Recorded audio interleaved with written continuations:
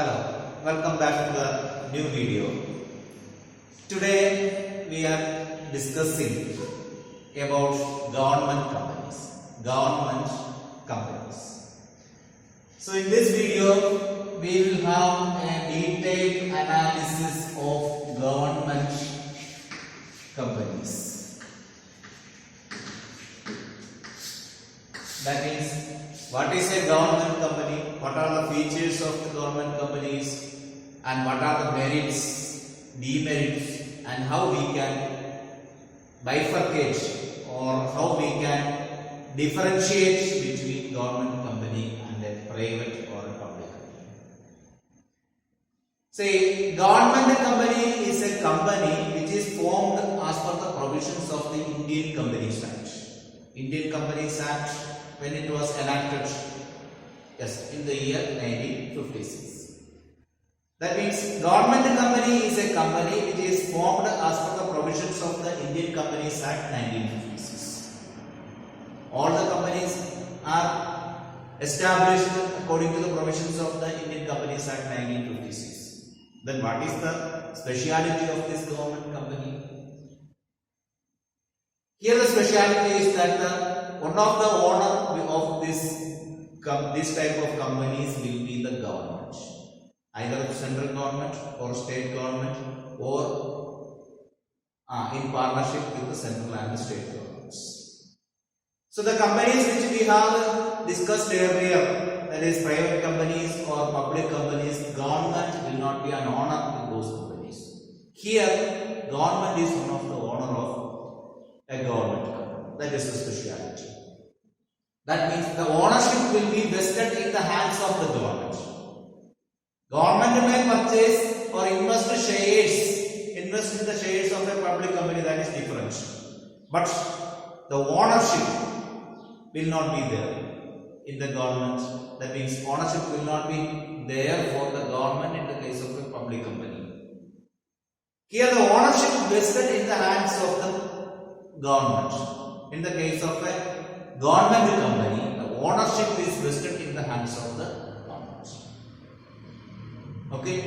How we can say that ownership is vested in the hands of a particular person? If majority of the shares are held by a particular person, we can say that he is the owner.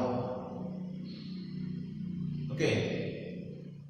That means if you purchase a share of Tata and Steel companies, you can say that you are also one of the owner. But the ownership is not vested in your hands because you are not directly controlling that company.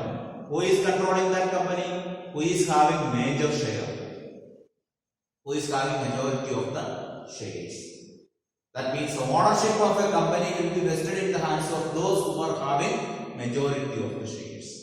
Now you may be understanding that what is government company. Government company is a company where the ownership is vested in the hands of the government by purchasing the majority of shares. Then what is the majority of share?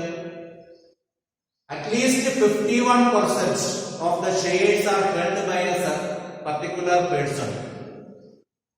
That there we can say that that person has majority shares in the company. That means 50 shares. If we take, suppose if two different people are taking 50% of shares, ownership will be divided. If one person is getting at least one more than 50%, that means 51%, then he will be the owner. So government company, in the case of government company, government will be the owner by holding a minimum of 51% of shares. Now we can redefine the term government company.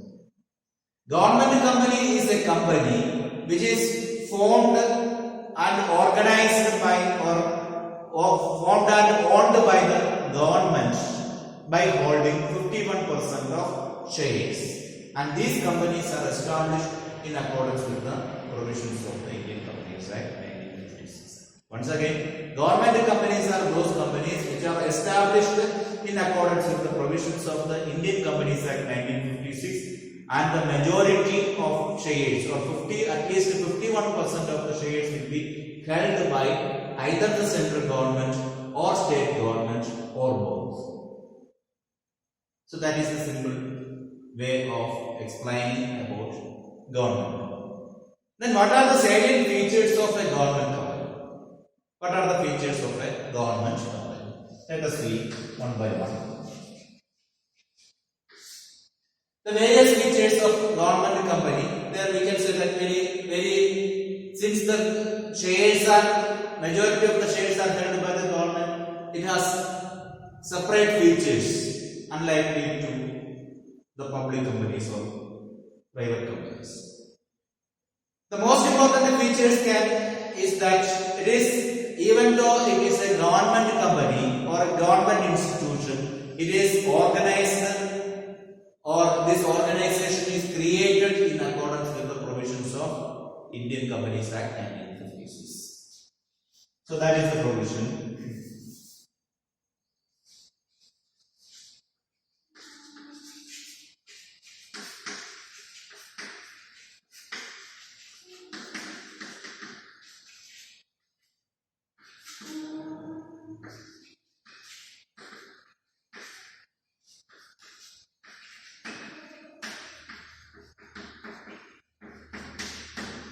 Why this is a special thing here? We are talking about the government organizations, isn't it? So in the past videos we were discussing about departmental undertakings, statutory corporations and all. Those were the organizations established, organized by the government according to their own provisions. In the case of statutory corporation, there was separate act.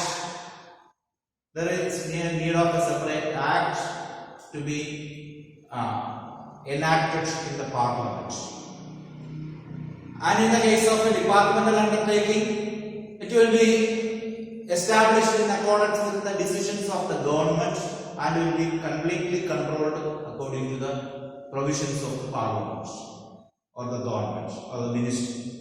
Here, these organizations, government, even it is a governmental undertaking, all the provisions of the governmental undertaking, this institution is run in accordance with the Indian Companies Act 1956. That means these government companies are not beyond the powers of the Indian Companies Act 1956. It should act in accordance with the provisions of the Companies Act. Okay. Then another important thing is that it has independent existence. It has independent existence. So this organization can sue or can be sued. Why it is like that? It can sue or it can file a case against anyone, or anyone can file a case against this company. So that status says that this is an independent organization. That means government company is a separate institution away from the government, or it is a separate institution apart from the government. Okay, it has its own autonomous existence. That's why we can say that it can sue or can be sued. Like that, we can say one more thing. It can enter into contracts. It can enter into contracts and it can acquire properties in its own name. Okay, can enter into contracts and can own properties in its own name. Okay, a government company can enter into any contract. We have told that it has a status of a separate existence. It's a separate entity. Okay, since an entity, it can enter into any contract like a normal human being or like any other statutory or organization legally exists. Okay, so it can enter into contract and can own property in its name. But it means the properties of government companies are not the properties of the government. These are the properties of the companies. Okay, that means it can enter into any of the contract with the status of a public existence or an entity and can hold property in its own name. Okay, and regarding its management, the management is regulated by the provisions of the Companies Act. Okay, management is regulated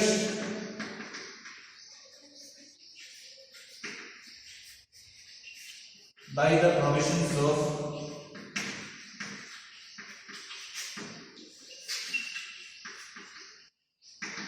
Companies Act. What it means? The management of these companies are regulated according to the provisions of the Indian Companies Act, like a public company or a private company. The management will be vested in the hands of board of directors. Okay, and all the provisions of the management will be in accordance with the Indian Companies Act 1956. It is just like a public company or a private company. That means a government company is equal to a public company in the case of its management.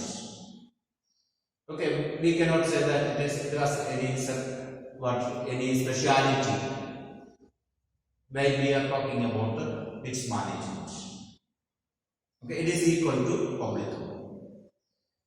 Then next we can say that about the employees. Employees are appointed as per the provisions of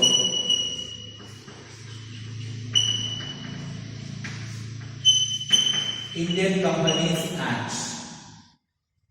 Employees of the companies are appointed as per the provisions of the Indian Companies Act 1956, and their rules and powers are defined in the Memorandum of Association and Articles of Association. We know that Articles of Association is a document which says about the internal management of the company. Okay, the rules and powers of the employees are defined in the Articles of Association of the company. Articles of Association is a statement which says about the internal management. Okay, in that document, all the rules and powers of the employees are explained. That means they are not regulated according to the provisions of the government. We can say that they are not government employees. Okay, then next we can say that regarding the appointment of auditors. Who appoints the auditors of a company? Of course, it's owners, isn't it? So here the owners are the government. So who appoints the auditor? Auditors are appointed by the government. Okay, auditors are appointed by the government. See, we have told just that auditors are appointed by the government. It does not mean that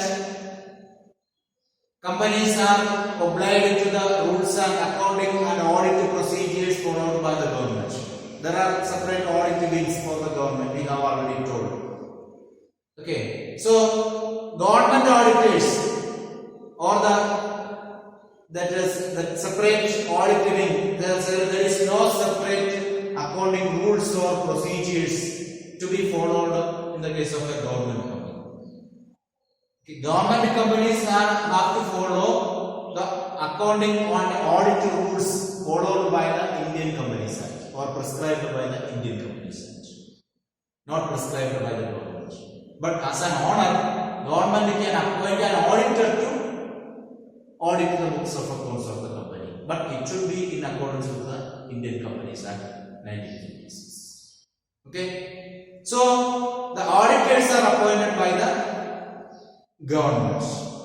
And these audited reports or annual audited reports are to be submitted to the auditors. Isn't it? So since the government is the owner, the annual audited reports are to be submitted before the parliament. Annual audited reports are to be submitted to the parliament. Okay, that is the speciality in the case of appointment of auditors. Okay, the next, we can say the next point.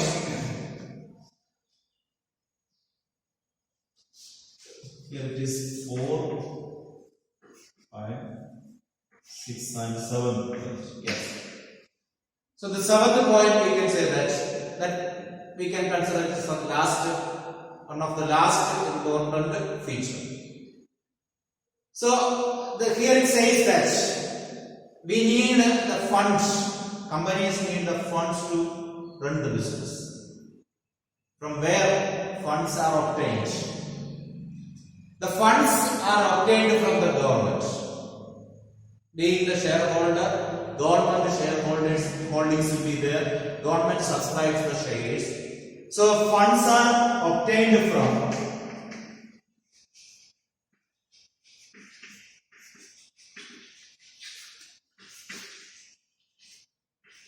government, say, and from whom? We have told that at least 51% of the shares are held by the government. Remaining 49% of the shares are there. If 51% is held by the government, remaining 49% will be held by whom? By other private individuals.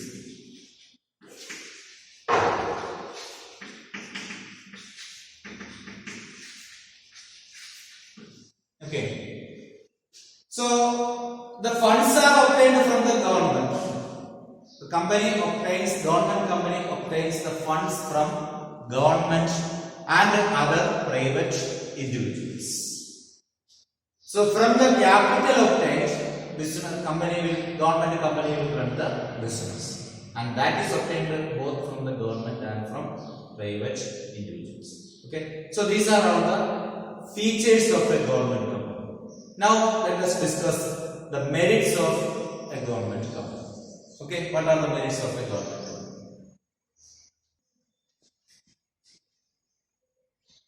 So let us see what are the merits or advantages a government company possesses. The most important advantage of a government company can be explained like this. A government company is started in accordance with the Indian Companies Act. Since it is started like a public company, since it is started as per the provisions of the Indian Companies Act, the Parliament has no direct control or the control of the government. Sorry, Parliament has no direct control over the company. Isn't it? That we know. And one more thing is there, since it is started in accordance with the provisions of the Indian Companies Act, there is no need of a separate act in the Parliament. That is the most important thing. No need of separate act in the Parliament. Why we are talking about this separate act? Because we have studied in the case of a statutory corporation. In order to establish a statutory corporation, there is a need of separate act. And separate act is to be enacted, and that should be proposed by the Parliament.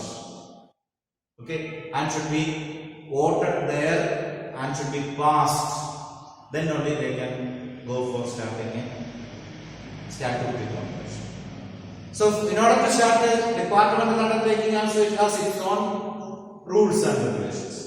But in the case of a government company, there is no need of a separate act in the Parliament like the statutory corporation. It can be simply established according to the provisions of the Indian Companies That is the most important advantage. Okay. Then another one we can say that it has separate legal entity.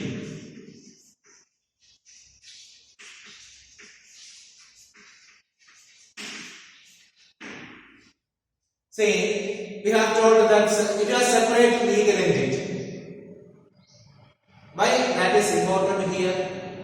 It is very much important here because since it is separate entity, runs according to the provisions of the Indian Companies Act, it has more responsibility towards the Indian Companies Act and has less or least responsibility to the government. So, lot of political, it can escape from lot of political interference and unnecessary government controls and restrictions. That's why it is important that it is a separate legal entity. Government company is a separate legal entity or separate legal institution. It has separate legal status. So it is apart from the government. Okay, so political interference can be avoided to a great extent. And another important thing is that enjoys autonomy. Government company enjoys autonomy. That's what we have told. It has separate existence. It can sue or can be sued and can enter into contract and can own its own property or own property in its own name, isn't it? And it's a separate existence. That means the power of the company is vested in the hands of the seal used. The signatory is the authorized person of the company. He has more power than its owners. Okay, so it enjoys autonomy. It can take its own mind, its own decisions. So that decision making power is the speciality of government companies, unlike all other government institutions. Okay. Then another important features that is very much important for the public as a consumer. Government companies are able to provide goods and services at reasonable price. Able to provide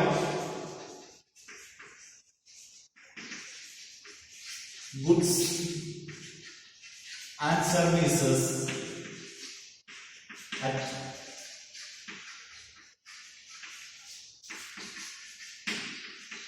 a reasonable price. Then you will be thinking that the same sentence we have told about statutory corporation also, then department undertakings also. Why this is especially important here? Because this is a business organization. Company, this is formed as a company as per the provisions of the Indian Companies Act. So it has the features of business, of a business. So business needs profit. So profit is one of the aim of the company. Even if the profit is one of the aim of the public limited, this government company, it is able to provide goods and services at a reasonable price.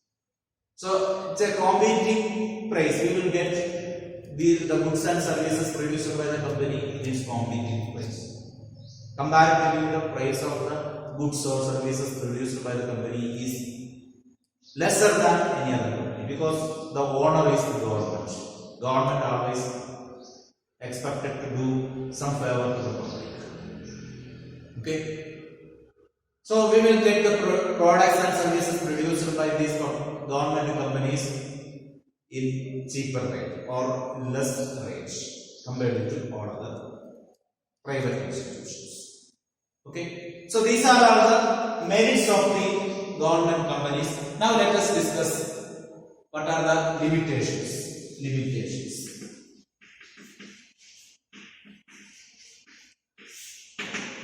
What are the drawbacks suffered by government companies? The most important problem faced by the government company is that we have told that sometimes in most of the cases isn't it? Since government is the only owner of majority of the companies, the provisions of the Indian Companies Act, some of the provisions of the Indian Companies Act may not work out in the full-fledged manner. Okay, so that is one of the limitation. That means since government is the only owner in some government companies, some of the provisions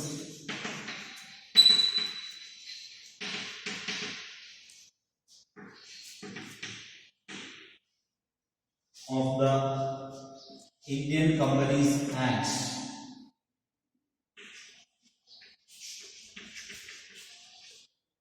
may not be applicable. May not be applicable in the sense, some of the provisions of the Indian companies, normally government companies, so the Indian Companies Act provides a democratic attitude. So there all the owners will have their own voice in taking the decisions. That is absent where the government is there as the single owner of the company. Okay, so some of the provisions of the Companies Act may not be applicable in the case of government companies where government is the only owner of those companies. Okay, then next we can say that from the part of the government or from the part of the public, government companies evades some constitutional responsibilities. Evades constitutional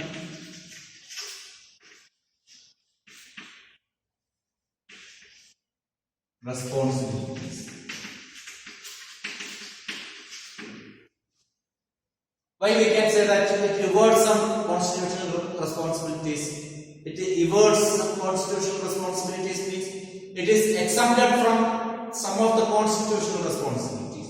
So what is the constitutional responsibility of the government company? Constitutional responsibility here means the very purpose of its establishment. Sometimes it go away from the very purpose of its establishment. The very purpose of this establishment is to provide services to the public. Various services to the public. So government establishes such companies for the welfare of the public and thereby gains of revenue. Let us consider about one of the company BSNL, Bharat Sanchar Nigam Limited. See, you may be knowing about the working of that company now at present, the demand for the products or the price of the goods and services offered by the company and the efficiency of the management, everything. So various news we are seeing in various medias. So that is one of the company constituted by the government. So there is some views or perspectives are there from the part of the owner. That means the government.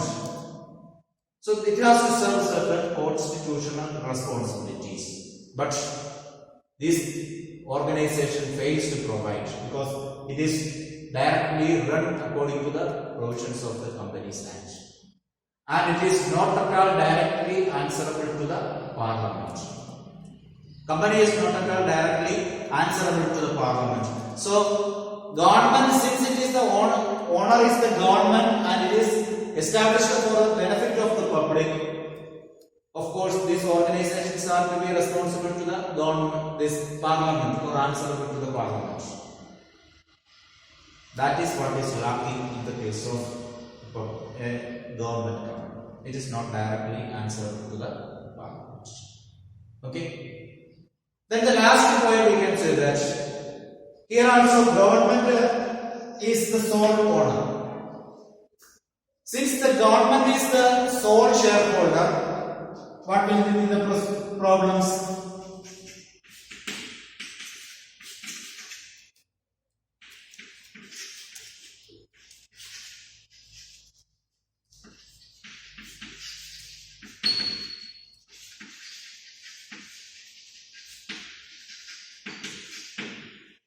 In some of the government companies, government will be the sole shareholder. Means no other shareholders may be there for some of the companies. What will be the problems of such companies? See, we know that companies are the organizations run by many people, isn't it? Minimum two persons for a private company, and minimum 7 persons are required for a government company. Sorry, public company. But in the case of government companies, sometimes the shareholders may be state governments, many state governments or central governments. That means in fact there will be single shareholder. Shareholders will be single. So despite the provisions of the Companies Act, it may work as just like a sole proprietorship business. Even if it is registered as per the Companies Act, in its actual working, it may work like a sole proprietorship business. That means it will be working as per the interest of the single person.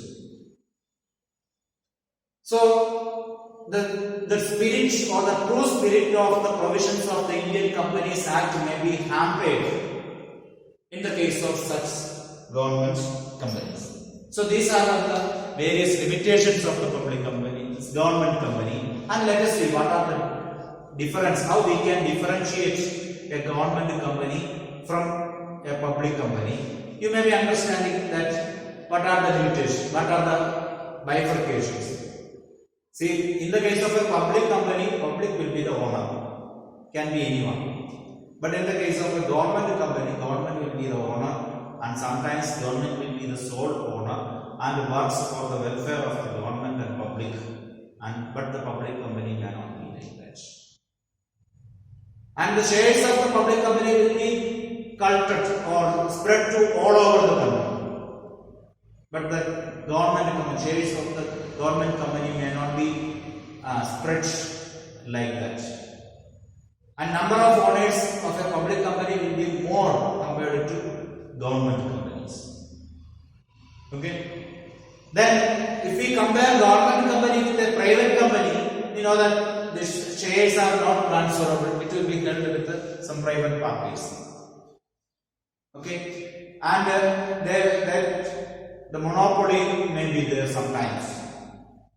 That the entire resources will be gone to the private hands, but that may not be there in the case of a government. So in this way we can bifurcate a government company from a private company and a public company, and we explained here various features, merits and demerits. So it's a very simple concept. So I hope all of you understood this. Okay. So by expecting that it is clear to you, I am signing out. Thank you.